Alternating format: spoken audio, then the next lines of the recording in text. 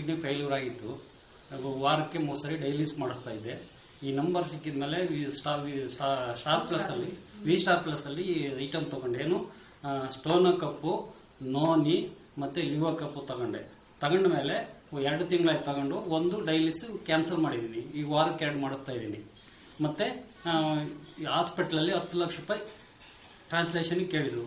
ಇವಾಗ ನನಗೇನು ಪ್ರಾಬ್ಲಮ್ ಇಲ್ಲ. ಮೆಟ್ಲು ನಮ್ಮ ಮನೆ 3 ಫ್ಲೋರಲ್ಲಿ ಇರೋದು. ಮೆಟ್ಲು ಹತ್ತಕ್ಕೆ 1/2 ಅವರ್ ಬೇಕಾಗ್ತಿತ್ತು ಮುಂಚೆ. ಇವಾಗ ಇದು ಔಷಧಿ ತಗೊಂಡ್ಮೇಲೆ ಒಂದು ನಿಮಿಷಕ್ಕೆ ಹತ್ತು ಬರ್ತದೆ, 60 ನಿಮಿಷಕ್ಕೆ ಹತ್ತು ಬರ್ತದೆ ಮೆಟ್ಲು.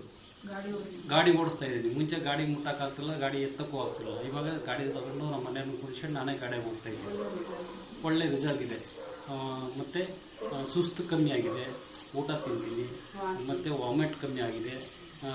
ಡೈಲಿಸ್ ಮಾಡೋಕ್ಕೆ ಫಸ್ಟು 1/2 ಲೀಟ್ರ್ ನೀರು ಕುಡಿತಿದ್ದೆ. ಇವಾಗ ಡೈಲಿ 2 ಲೀಟ್ರ್ 3 ಲೀಟ್ರ್ ನೀರು ಕುಡಿತೀನಿ.